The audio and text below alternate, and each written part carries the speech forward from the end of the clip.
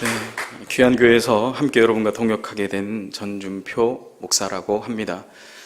제가 교육자 생활을 한 13년, 14년 정도 했었고요. 주일학교 사역도 오랫동안 했었던 적이 있습니다. 울산에서 나고 자랐습니다. 그래서 태어났고 초중고를 나왔고 대학은 이제 신학대학에서 그때부터 집을 떠나서 한 10년 이상을 전국을 이제 유리방황하다가 이렇게 다시 고향에 오게 되었습니다. 교양교회에서 여러분 만나서 너무 반갑고, 아까 들어올 때부터 참 교회 분들이 반갑게 인사해 주시고, 제가 부임 하기도 전에 아유 교구 목사님 오셨다고 어제는 점심에 차도 누가 사주시고, 처음이었습니다. 부임 인사도 안 했는데 차도 사주시는 귀한 따뜻한 사랑과 온정이 넘치는 교회라는 느낌을 강하게 받았습니다. 오늘도 이 복된 주일 나대배 시간에 많은 분들이 오셔서 하나님의 말씀을 듣고 결단하고 주님의 우리에게 주신 그 복을 흘러보내는 귀한 교회의 사명을 감당하시는 저와 여러분 되시길 간절히 축복합니다. 네, 느헤미야 오늘 8장 6절에서 10절 말씀을 가지고 여호와를 기뻐하는 것이 우리의 힘입니다 라는 제목으로 하나님의 말씀을 증거하도록 하겠습니다.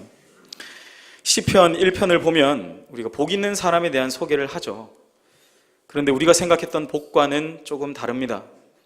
성경에서 말하는 복은 우리가 흔히 생각하는 어떤 물질적으로 더 나은 삶을 살거나 고난에서부터 고난의 상황과 환경 가운데 질병으로 고통당하든지 그런 상황과 환경 가운데서 건져냄을 받는 것을 복되다라고 말하지 않고 오직 여호와의 율법을 즐거워하며 그 율법을 주야로 묵상하는 자다라고 말씀을 하고 있습니다.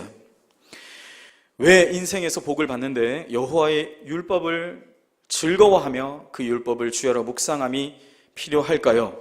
그것은 바로 인생의 모든 이 복이 하나님의 말씀으로부터 시작됨을 우리는 믿기 때문입니다. 사실은 이 시편 1편의 말씀에서 계속 고백하지, 그 뒤에 따라오는 하나님의 복은 그냥 자연스럽게 따라오는 복이다 라고 설명하고 있습니다. 저는 시냇가에 심은 나무가 시절을 쫓아 과실을 맺듯이 풍성한 열매를 맺게 하시는 것도 뭐예요? 하나님의 율법을 주야로 묵상하며 즐거워하는 그 삶에서부터 시작된다 라고 할 수 있습니다. 그런 의미에서 우리 성도들은 특별히 예수님을 따르고 그 말씀을 묵상하기를 기뻐하는 저와 여러분은 하나님께 이미 복을 받은 자인 줄 믿습니다. 그러면 그 복을 우리는 어떻게 해야 될까요? 흘려보내야 되는 사명이 우리에게 있다라는 것이죠. 그러니까 여러분 헷갈리지 마세요. 예수 믿으면 잘 된다더라, 복 받는다더라 해서 이제 신앙생활 시작하시는 분들이 있는데, 그것은 어쩌면 성경을 조금만 열어보면 대단한 착각이라는 사실을 우리가 알 수 있다는 거예요. 왜요? 성경에서 말하는 1차적인 복은 제가 뭐라고 말씀드렸습니까? 하나님의 말씀을 즐거워할 줄 알고, 할렐루야, 하나님의 말씀을 묵상하기를 기뻐하는 그 사람이 바로 복된 자다라고 성경은 이야기하고 있죠. 그렇다면 우리가 어떤 면에서 우리 성도들은 불쌍한 사람이 될 수도 있습니다. 왜 그럴까요? 하나님의 말씀을 이미 받았음에도 불구하고 어때요? 우리가 그 말씀을 즐거워하지도 않고 그 말씀을 묵상하지도 않는다면 그것은 성경이 말하는 복, 우리가 예수를 믿는 복 자체를 상실하기 때문에 어쩌면 가장 이 세상에서 불쌍한 사람이다라고 할 수가 있습니다. 여러분 어떠세요? 여러분은 정말 이 주님이 말씀하신 1차적인 복, 시냇가의 시절을 쫓아 과실을 많이 맺는 그런 복이 아닌 하나님의 율법의 말씀, 이 법의 말씀을 즐거워하며 묵상하는 그러한 삶을 잘 살아가고 계십니까? 아멘이 이때 크게 나와야 되는데. 저도 목회자지만 사실은 이 대답에 쉽지는 않습니다. 왜 그럴까요? 24시간을 늘 그것만 생각하고 있다라는 어떤 절대적 기준이 우리에게 잣대가 되기 때문입니다. 사랑하는 여러분, 자유하시기를 축복합니다. 자유하시되 뭐예요? 우리의 마음의 중심에는 늘 하나님께서 우리에게 주신 이 율법의 말씀을 깊이 사모하는 그러한 열심이 우리에게 있어야 될 줄 믿습니다. 사실 오늘 본문의 말씀은 느헤미야 말씀인데, 이 느헤미야 말씀은 실패한 역사를 경험한 자들이 모여서 그 실패한 역사를 딛고 일어나 다시 한번 해보자 라고 그들이 모였는데, 그들이 행한 것은 무엇인가 하면 하나님의 말씀 전문가를 초청해서 듣는 것으로부터 시작했는 것을 우리가 보게 됩니다. 실제로 느헤미야, 특별히 학사 에스라에서부터 느헤미야에 이르기까지 3차에 걸친 포로 귀환 운동이 일어났죠. 여러분 알고 계시죠? 70년 동안 바벨론 포로에 잡혀갔던 그 이스라엘 백성이 하나님의 특별하신 은혜로 이방 왕이었던 고레스 왕의 칙령에 따라 전혀 세상의 왕, 하나님을 모르는 그 왕의 명령에 따라 그들이 다시 본국으로 귀환할 수 있는 특별한 은혜를 누리게 된 것으로부터 사실 오늘 본문을 우리는 보아야 합니다. 하나님의 말씀을 제대로 순종하지 못해서, 하나님의 말씀을 제대로 알지 못해서 그 앞에 있었던 많은 열왕들, 우리가 알고 있는 열왕기 상하 또 역대 상하 나타나 있는 그 열왕들을 통하여서 그들이 범했던 모든 이스라엘의 치욕의 역사, 그 결과물로 그들은 바벨론의 70년 포로로 잡혀가게 되었던 것이죠. 70년 포로 생활을 다 마치고 그 기간이 다 차자 어떻게 해요? 하나님이 택하신 자들을 다시 본국으로 송환하게 되어 이런 놀라운 역사, 뭐예요? 성전을 다시 재건하고 성벽을, 무너졌던 모든 예루살렘의 성벽을 다시 세우게 되는 그런 중차대한 일을 이 3차에 걸친 포로 귀환을 통해 우리는 해왔던 것을 알고 있습니다. 여러분 다 알고 계시죠? 할렐루야. 벌써 주무시면 안 돼요? 언제 5분 됐는데? 벌써 막 이렇게 넘어가시는 분들이 계신 것 같은데? 여러분 이게 배경입니다. 오늘 본문에. 어쩌면 이스라엘 백성들은 잊어야, 내 기억이라는 것을 망각할 수만 있다면 그냥 잊어버리고 싶은 그 치욕의 역사, 너무나 부끄러운 역사, 그 역사를 통해서 하나님이 그들을 다시 굳건히 세우신 그 본문의 배경이 있다라는 것이죠. 하나님이 이런 상황과 환경을 완전히 초월하시는 하나님이 되십니다. 어떻게 해요? 혈통적으로, 이때는 혈통적으로 또 잘 지켰어요. 남유다 사람들이 자기들끼리 결혼하면서 혈통도 잘 유지했습니다. 물론 예수님이 오셔서 이 부분이 많이 해결이 되었지만 그들이 순수한 혈통을 유지하려고 노력을 했고, 또 어때요? 하나님의 율법의 말씀을 정말 뼛속 깊이 새기고 그들이 한번 그대로 말씀대로 살아보자 라는 것이 그들의 마음속에 굳건히 자리 잡게 되었다는 것입니다. 그렇기 때문에 그들이 다시 한번 이 치욕의 역사를 반복하지 않기 위해서는 무엇이 필요하다고요? 하나님의 말씀, 하나님의 이 율법의 말씀에 우리가 충실해야 되겠다라는, 그들이 역사 가운데서 그 교훈을 배웠다라는 사실입니다. 사랑하는 우리 선한 이웃, 우리 교회가 이제 새롭게 모든 과거의 짐들을 훌훌 털어버리고 어떻게 해요? 두 날개로, 주님이 주신 정말 건강한 두 날개로 다시 한번 비상하고 날아오르기 위해선 무엇이 필요할까요? 사실 오늘 이 느헤미야 8장에 나타나 있는 이 영적 부흥의 역사, 우리의 심령의 영적 부흥의 역사가 반드시 필요한 줄 믿습니다. 우리에게 반드시 요구되어지는 줄 믿습니다. 그래요, 여러분. 그러기 위해서 뭐가 필요하다고요? 여러분, 주님이 우리에게 약속하신 정말 1차적인 이 복, 참된 복, 뭡니까? 여호와의 그 율법의 말씀을 가까이 함이 내게 복이라. 그 말씀을 가까이 하고 즐거워함이 내게 복이라. 그 말씀을 깊이 묵상함을 통해 내게 알게 하시는 주의 영적 원리와 그 도를 따라 살아가는 것이 복이다라는 것이 가장 우리에게 선행돼야 될 줄 믿습니다. 그렇다면 오늘 본문은 우리의 이 영적인 심령, 우리 영혼의 부흥을 위해 어떤 신앙의 자세로 서야 할까라는 질문이 우리에게 든다라는 것이죠. 제가 3가지 정도만 간략하게 말씀드리고 오늘 말씀을 마치도록 하겠습니다.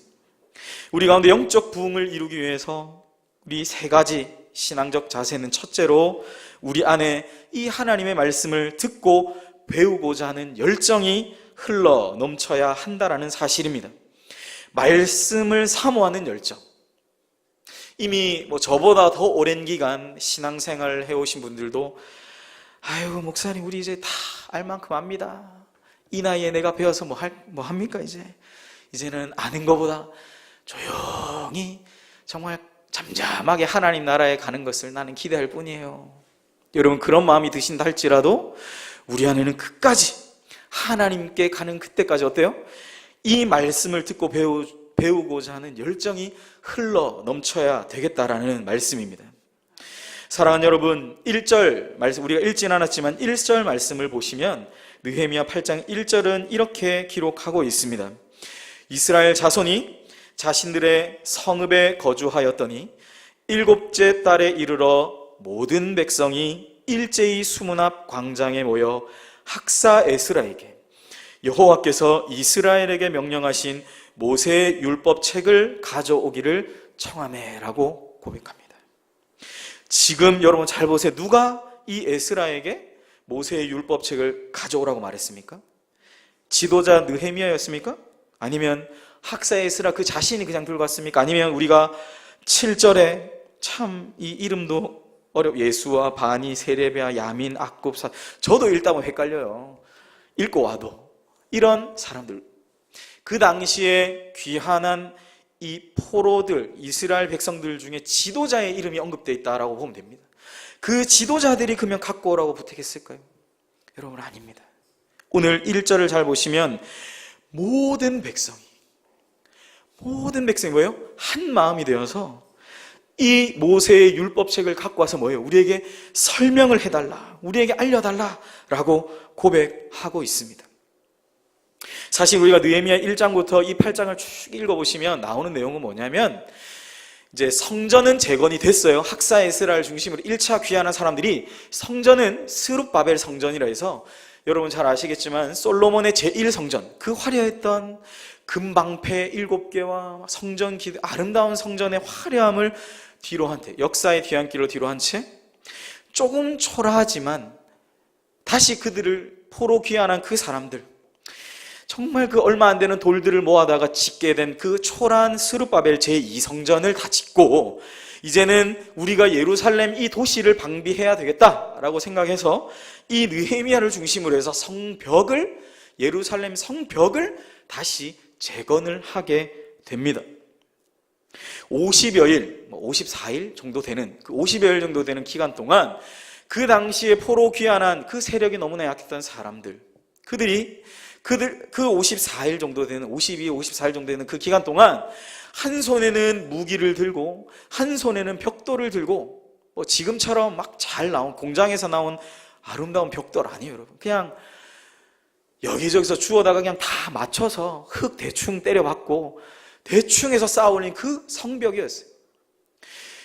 포로 귀환한 그 포로들의 성벽, 얼마나 초라했겠습니까? 그렇지만 그 성벽이라도 그들이 방비하기 위해 그 50여일을 자지도 못하고 잘 먹지도 못하고, 혹시나 외세가 들어와서 산발랏과 도비야 그리고 그를 중심으로 한 이방 세력들이 자신을 계속 공격해올까 두려워하면서 그들은 한 손에 칼을 들고 한 손에는 돌을 들고 그 공사 자재들을 들고 그들이 그 성벽을 쌓았던 것을 우리가 봅니다. 여러분, 주여 성벽을 주시옵소서 기도해서 어떻게 해요? 하나님이 성벽을 따단 내가 짜잔 만들어놨어. 아니에요, 여러분. 모든 백성이, 귀환한 모든 백성이 그들의 수고로 아름답게 그 성벽을 다시 재건했다라는 거예요. 그럼 여러분, 하나님이 하신 일이 있어요, 없어요? 보일 때 그냥 얘기하셔도 됩니다. 없잖아요. 솔직히 톡 까놓고 안 하셨잖아요. 하나님 뭘 하셨어요? 솔직히 그냥 하나님 안 하셨잖아요. 아무것도 안 하셨잖아요, 사실. 그러니까 당연히 이스라엘 백성들은 그냥 자기들이 그렇게 내가 했는데 하나님 뭐 하셨어요? 라고 얘기할 수 있다는 겁니다. 내가 다 했는데. 그런데 포로 귀환한 이 백성들은 달랐다라는 거예요. 그냥 그들 스스로 돼지 한 마리 잡고 소 잡고 백성과 민족의 잔치를 그냥 자기들만의 잔치를 할 수 있는데, 야, 성전도 졌고 우리 성벽도 야 멋지게 우리 했으니까 얼마나 대단하냐, 50일 만에 우리가 이거 정말 이 공사 끝냈는데, 그들끼리 그냥 기뻐하고 그들끼리 잔치할 수 있었어요. 그런데 이들이 성벽을 재건한 후에 가장 최우선적으로 한 게 사실은 오늘 본문의 말씀이에요. 수문 앞이라고는 그 광장에 모여서 여호와 하나님의 말씀 듣기를 원했다라는 겁니다. 여호와 하나님의 말씀을 듣기를 원했다라는 거예요. 왜요? 그들의 조상들은 실패한 역사, 하나님의 말씀대로 살지 못해서 우리가 이렇게 포로로 끌려와서 비참하게 살았는데, 우리는 그렇게 하지 말자, 우리는 이것을 당하고 절대 그렇게 살지 말자 라고 각오하고 결단하면서 그들은 이 수문학 광장에 모여서 하나님의 말씀, 그 열정으로 그들은 나아갔던 것을 우리가 오늘 보게 되는 것입니다. 바로 이러한 성도들의 말씀을 사모함에서부터 시작되는 것이 우리의 영과 심령의 부흥인 줄 믿습니다. 시편 119편 131절에 보면 이렇게 말해요. 내가 주의 계명을 사모함으로 내가 입을 열고 헐떡거렸다 라고 말합니다. 너무 좋아서 이렇게 헐떡거린다는 표현 속에 뭐가 들어있습니까, 여러분? 제가 차마 이 강단에서는 표현할 수가 없어요. 헐떡거리는 모습을 보이면 얼마나 놀라시겠어요, 그죠? 아이고, 목사가 품위가 없고 채통도 없다. 헐떡거림 아시죠? 혀를 한 반쯤 내고 입을 벌리고 하는 거예요. 뭐가 좋아서요? 하나님의 말씀을 너무나 사모해서 내가 입을 열고 혀를 쭉 내밀고 사모했다. 이 시인은 하나님의 말씀을 얼마나 사모했는지 입을 벌리고 헐떡거릴 정도라고 고백하는 거죠. 누굴까요? 오늘 이 수문학 광장에서 과거의 모든 치욕적인, 정말 수치스럽다 그런 부분들을 다 하나님께 맡겨놓고 역사의 뒤안길로 다 던져버리고 어떻게 해요? 다시 한번 하나님 우리를 통하여 주의 새 일을 시작하시옵소서, 주의 능력의 역사를 이루어 가시옵소서. 여러분, 그것이 바로 오늘 말씀을 사모하는 이 열심에서부터 시작된다라는 것입니다. 우리 교회 성도님들은 선한 이웃 우리 교회인데 저는 줄여서 우리 교회 이렇게 표현할게요. 이해하고 들어주세요. 이 사랑하는 우리 선한 이웃 우리 교회 모든 성도님들은 오늘 이 말씀을 들으시면 하나님의 말씀에 대한 이 열정을 가지시는 저와 여러분 되시길 간절히 축복합니다. 다른 시간보다 하나님의 말씀이 내 삶의 가장 중심이 돼요.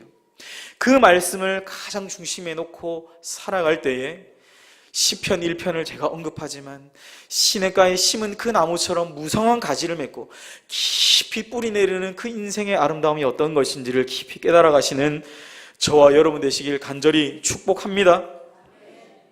말씀의 홍수 가운데 텔레비만 띡 틀면 CTS에서 CBS에서 온갖 방송, C채널, CGN TV 엄청 많잖아요. 그 기독교 방송으로 만족하지 마시고 예배 가운데 나와 또 주중에 있는 모든 양육 프로그램, 교육 가운데 나오셔서 정말 말씀 듣기를 사모하시는 그 열정이 우리 가운데 놀랍도록 역사하시기를 주의 이름으로 간절히 축복합니다. 두 번째로는 우리가 이 심령의 부흥, 영적 부흥을 위해서는 하나님의 이 말씀에 대한 이 경외감, 존경하는 마음이 분명히 있어야 된다는 사실입니다. 오늘 본문 5절 말씀을 보시면 5절은 이렇게 기록하고 있습니다. 에스라가 모든 백성 위에 서서 그들 목전에 책을 펴니 책을 펼 때에 모든 백성이 일어나니라. 하나님의 말씀을 경외하고 그 말씀에 대한 존경심으로 그들이 그 자리에 일어난 것입니다. 학사 에스라가 성경을 읽으려고 그 강단에 올라가 책을 펴니까, 율법의 책을 펴니까 모든 백성이 그 자리에 다 일어났다는 거죠. 이런 맥락에서 우리 교회는 참 좋은 실천을 하고 계시다는 생각이 들어요. 제가 깜짝 놀랐습니다. 저는 오늘 예배 처음 드리잖아요, 그죠? 저는 이 두 번째 이 대지를 준비하면서 이런 일이 있을 거는 상상을 못 했는데 우리 교회는 정말 최고입니다. 목사님이 딱 성경 봉독하시니까 다 일어나시더라고요. 그랬던 겁니다. 오늘 본문의 말씀이 결국 그 얘기를 하고 있는 거예요. 그들이 다 그 자리에 일어나서 하나님의 말씀의 권위, 어쩌면 이 시대에 사람들은 권위에 대한 의식이 별로 없는데 그 권위 앞에 그들이 일어서는 겁니다. 그 하나님의 말씀의 권위가 내게 어떤 역사를 했든지 안 했든지, 내가 복을 받았든지 안 받았든지, 내 삶에 이러한 일이 나타났든지 안 나타났지, 그런 거 상관없이, 성경이 그런 설명 안 하잖아요, 그죠? 이들은 어쩌면 더 정말 험악한 인생의 상황 가운데 있었어요. 이제 겨우 스룹바벨 성전 딸랑 지어놓고, 정말 과거의 영광과는 비교할 수 없는 그런 성전 하나 딸랑 지어놓고, 뭐예요? 그들을 방비하고 보호하는 그 성벽, 지금처럼 보로꼬라 합니까? 이런 말 써도 되는지 모르겠는데, 벽돌을 그렇게 톡톡톡 나와서 그런 걸 쌓은 게 아니라 정말 노예들의 돌, 십시일반 광야에 나아가서 하나씩 주워다 모은 그 돌로 그들은 그 벽을 쌓았던 것이죠. 그런데 그들이 모든 역사들을 마치고 그 가운데 일어나서 하나님의 말씀에 존경의 모습을 표하는 것을 볼 때 참 저는 많은 생각들이 들어요. 사실은 국회에서 대통령이 연설하러 들어올 때 여야 국회의원들이 다 일어서는 게 예의였어요. 원래 그렇게 했습니다. 예의죠, 그게. 뭡니까? 내가 저 사람이 인정하든 안 하든 뭐예요? 그냥 국가 대원수로서의 예의예요, 예의. 안녕하세요, 이렇게 인사하는 예의라는 겁니다. 그게 예의예요. 우리 방 안에 연장자 들어왔을 때 고개를 숙여서 그분에게 자리도 양보하고 하는 예인 것처럼, 어쩌면 이 하나님의 말씀의 권위를 제가 설명하기에 너무나 어색한 그런 시대에 살아가는 안타까움을 느끼면서 오늘 말씀을 전합니다. 권위가 상실된 시대, 나보다 더 높은 권위에 인정하기를 힘들어하고 너무나 어려워하는 시대에 하나님은 뭐예요? 그 말씀 가운데 일어서라. 말씀이 선포되는 그 자리 가운데 일어나라. 하나님을 경외하는 그 자리 가운데 나아가라 라고 우리에게 요구하고 계시다라는 것입니다. 그런 면에서 오늘 6절 말씀을 보면 사실은 계속 부연하면서 설명하고 있어요. 하나님의 말씀이 선포되어질 때 우리가 어떻게 해야 되는가? 6절 말씀을 보시면, 우리가 함께 읽었던 말씀입니다. 성경을 보시면 에스라가 위대하신 하나님 여호와를 송축하매 모든 백성이 손을 들고 아멘 아멘 하며 응답하고 몸을 굽혀 얼굴을 땅에 대고 여호와께 경배하니라. 우리가 아멘의 뜻을 다 아시잖아요. 여러분, 아멘 할 때 그게 무슨 뜻입니까? 에? 아멘 하면 기도 끝나면 아멘 하는 거예요? 아니잖아요. 내가 그 말씀에 동의합니다 이거잖아요. 내가 그 주님의 뜻에 나도 그 뜻을 지지합니다. 아멘 하는 거죠. 아멘. 그래서 우리가 아멘 주 예수여 어서 오시옵소서, 마라나타 주 예수여 어서 오시옵소서 말할 때 우리가 왜 아멘 주 예수여라고 하면, 주님이 다시 오시는 것에 대해서 내가 동의한다는, 주님이 다시 오실 그 재림을 내가 믿는다, 내가 정말 신앙한다 라고 우리가 고백하는 것입니다. 그 아멘 하며 나아가는 신앙, 아멘 아멘 하며 우리의 손을 들고 하나님의 말씀 앞에 모든 종교의 영광을 올려드리며 나아가는 그 신앙, 그러한 우리의 영적 자세, 마음의 자세, 우리의 심령의 자세가 우리로 하여금 다시 한번 주의 영광의 때를 경험하게 하는, 주의 영적인 부흥을 경험하게 하는 귀한 은혜요 통로가 되는 줄 믿으시기를 바랍니다. 정말 이 아멘 신앙이 얼마나 중요한지 모릅니다. 아멘 하며 주 앞에 예 라고 대답할 수 있는 신앙. 모든 사람이 아니라고 말할 때 뭐예요? 우리는 예 라고 말할 수 있는 그 신앙. 모든 사람이, 요즘 젊은 세대들이, 저도 젊은 사람이지만 이 어떤 하나님에 대해서, 신적인 권위에 대해서 다 아니다, 하나님이 없다, 신이 없다라고 말하는 이 시대 가운데서 뭐예요? 다 그들이 아니다라고 말할 때, 아니야, 하나님은 살아계셔, 하나님은 존재하셔, 영원 전부터 영원 끝까지 지금도 거기에 계시며 말씀하시는 하나님이야 라고 고백할 수 있는 것이 사실은 교회의 사명인 줄 믿습니다. 여러분 예수님 믿으세요? 예수님을 나의 구주 나의 하나님으로 받아들이십니까? 그것으로 말미암아 내가 천국 갈 거 믿으세요? 하나님이 나를 위해 영원한 거처를 마련한 거 믿으세요? 그러면요 똑같은 거죠. 똑같은 거. 우리에게 이 귀한 믿음과 신앙을 우리의 다음 세대에게 전해줄 수 있어야 합니다. 세대와 세대를 본드처럼 붙여서 그들에게 전달할 수 있는 그런 전달자, 우리의 기억을, 우리의 경험을 전달하는 기억 전달자의 사명이 우리에게 있다는 거예요. 얼마나 이 아멘의 신앙이 중요한지요, 여러분.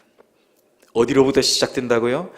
하나님의 말씀 앞에 존경하며 그 말씀의 권위 앞에 그걸 존경하며 존중하며 나아가는 그 가운데 하나님 우리에게 영적 부흥을 다시 한번 새롭게 시작하게 되실 줄 믿습니다.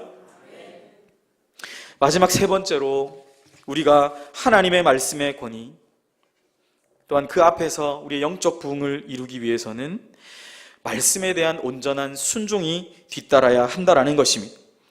오늘 본문의 이스라엘 백성들은 말씀을 들을 때 다 울었다라고 했습니다. 9절 말씀을 우리 앞부분만 한번 읽어볼까요? 시작. 백성이 율법의 말씀을 듣고 다 우는지라. 말씀을 들을 때 그냥 그들이 울었대요. 감동적인 드라마나 영화를 보여줘서 운 게 아니라 시대가 어려울수록 비극이 유행한다 그러죠. 왜요? 그들이 한번 손수건 들고 펑펑 한번 울고 그 울음을 통해 해결되는, 해소되어지는 그것 때문에 여러분 시대가 악하고 어려울수록 비극, 웃음보다는 슬픔을 추구하는 것이 어떤 시대의 어떤 한 슬픈 자아상이라는 얘기를 하는 것을 제가 들어본 적이 있습니다. 시대가 어려울수록 사실은 우리의 믿음의 선조들은 많이 울었어요. 어디 와서 울었습니까? 이 예배당 가운데 나와서 참 많이 우셨어요. 저희 어머니도 평생을 식당 봉사나 교회 도드라지는 일을 하시면서 신앙생활을 하시지 않았고 평생을 교회에서 보이지 않는 이름도 없이 빛도 없는 그 자리에서 그냥 내게 주신 이 사역의 자리가 내게 최고의 자리다 라고 생각하시면서 섬기셨던 그 어머니 시대 때만 해도 교회의 이 자리에 나와서 참으로 시대의 아픔과 국가적 위기 가운데 사실 울었습니다. 요즘은 촛불 들고 다 나가시더라고요. 저는 그런 것도 인정해요. 긍정하는데 사실은 정말 참된 신앙이면 사실은 누가 보든 안 보든 나라를 위해 울어야 되는 것이죠. 다시 말씀으로 돌아가. 그들이 그 말씀을 들을 때 왜 울었을까요, 여러분? 누가 옆에서 꼬집었을까요? 아니면 뺨을 탁 때렸을까요? 너무나 아파서 울었을까요? 아니겠죠. 왜 울었을까요? 그들이 왜 울었을까요? 역사적 배경을 볼 때 70년 동안 종살이를 해서 만약에 70년 종살이가 시작될 때 혹시나 내가 꼬꼬마 꼬맹이였다면 그들 조상들이 어떤 죄를 범했기 때문에 이러이러한 죄 때문에 우리가 이런 고난을 당했고 이제 해방이 되었구나라는 해방감 때문에 울었을지도 모릅니다. 어쩌면 그 조상들이 행했던 범죄 때문에 주님 다시는 우리가 이 죄를 범치 않게 해주십시오 라고 회개의 눈물을 흘리며 울었는지도 모르겠습니다. 어쩌면 젊은 사람들은 어땠을까요? 그들이 스스로 노력하여 완공한 성전과 성벽이 재건된 것을 보며 초라할지라도 그것이 완공된 것을 보며 기뻐하며 감사하며 그들이 울었는지도 모르겠습니다. 울은 것에 대한 이유는 각계각층이 다 다양했을 것입니다. 한 가지 어떤 벌어진 사건을 놓고 그것에 대해서 그들이 느꼈던 감정은 다 달랐을 거예요. 그렇지만 그것을 전체를 하나로 묶어서 뭡니까? 그들이 말씀을 들을 때 울었다라는 겁니다. 울면서 다시 한번 주님 우리가 이 눈물을 통하여 우리의 결단과 각오가 흐트러지지 않게 하여 주시옵소서. 하나님의 말씀에 다시 한번 우리의 삶을 순종하며 나아가게 하여 주시옵소서. 그런 절대적 순종을 다짐하며 나아가지 않았겠습니까? 그러한 은혜가 저와 여러분에게 있으시기를 충만하시기를 간절히 축복합니다.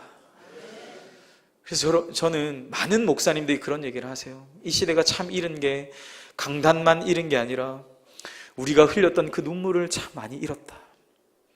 그 울음과 울음의 의미를 너무 많이 잃어버렸다. 예전에 제가 한번 이 설교를 우리 교육부서에서 한번 했더니 마치고 우리 교육부서 교사분이 쪼르륵 달려나와서 그래요. 목사님, 이제는 울 만큼 내 감정이, 내 정서가 그렇게 윤택하지 않다, 이런 얘기였어요. 너무 안타깝더라고요. 울 힘조차 없다. 울 만큼 내 심령이 부드럽지 않다. 그만큼 강팍하고 삭막하다라는 얘기를 제가 들은 적도 있습니다. 공감이 됩니다. 하지만 여러분, 뭐예요? 그 공감 가운데만 머물러 있으면 여전히 우리는 우리의 믿음의 선배들이 가졌던 그 눈물과 그 울음의 의미를 여전히 알지 못한 채 하루하루 그냥 시간은 가는 것이죠. 학사 에스라를 통해 하나님의 말씀을 들은 그들은 말씀을 듣는 그것으로 끝내지 않았습니다. 그 말씀대로 온전히 실천하고 순종하기를 힘썼다라는 것입니다. 그래서 저는 이런 그들의, 이 백성들의 모습을 볼 때 하늘 아버지께서 위에서 이렇게 하감함에 내려보실 때 얼마나 그 백성들을 볼 때 마음이 흡족하셨을까, 기쁘셨을까라는 그 아버지의 마음을 오늘 본문의 말씀을 통해 깨닫게 됩니다. 저와 여러분은 하나님의 마음을 기쁘시게 하는 자들인 줄 믿습니다. 그분이 기뻐하시는 그 사명 때문에 어디에요? 우리 선한 이웃 우리 교회, 이 목회적 사명 가운데 정말 각계각층 삶의 상황 모든 것들이 다른 분들, 빈부, 귀천, 또 뭐 남녀노소 모든 것을 막론하고 우리가 그 교회 공동체로 모인 거 아니겠습니까? 하나님 아버지의 마음을 기쁘시게 하는 교회. 어떻게 하면 그 하나님을 기쁘시게 하면 나아갈까? 라는 이 목회적인 가치, 기독교적인 가치를 가지고 다 모이신 여러분이신 줄 믿습니다. 아무쪼록 여러분, 우리가 처음 그렇게 시작한 것처럼 여전히 이 시대 가운데서도 우리에게 이 세 가지를 통해 이 땅 가운데도 정말 없었던 지진도 일어나는 이 울산 땅 가운데 영적 대지진이 일어나는, 정말 그 중심에 이 선한 이웃 우리 교회를 사용하여 달라고 기도하는 저와 여러분이 되시기를 간절히 축복합니다. 말씀을 맺겠습니다. 우리 오늘 선한 이웃 우리 교회, 하나님께서 이런 부흥의 역사를 시작하시기를 간절히 소망합니다. 그러기 위해서 오늘 뭐라고 말씀했습니까? 하나님의 말씀을 사모하시고 열심으로 예배하고 모이시기를 기뻐하는 저와 여러분 되시기를 간절히 소망합니다. 또한 하나님의 말씀을 경외하고 손을 높이 들고 어떻게 해요? 아멘으로 화답하면서 그 말씀에 순종하며 나아가시는 저와 여러분 되시기를 간절히 소망합니다. 이러한 영적 부흥의 역사가 우리 가운데 이제 나타나게 될 줄 믿습니다. 여러분의 삶이 정말 더 이상 고통과 어려움 가운데 있는 것이 아니라 이제 변하여 완전히 새롭게 되어지는, 그렇게 새롭게 시작하시는 하나님을 기대하시고 이 가운데 놀라운 하나님이 행하실 일을 간절히 바라보시며 나아가시는 복된 저 여러분이 되시길 간절히 소망합니다. 기도하겠습니다.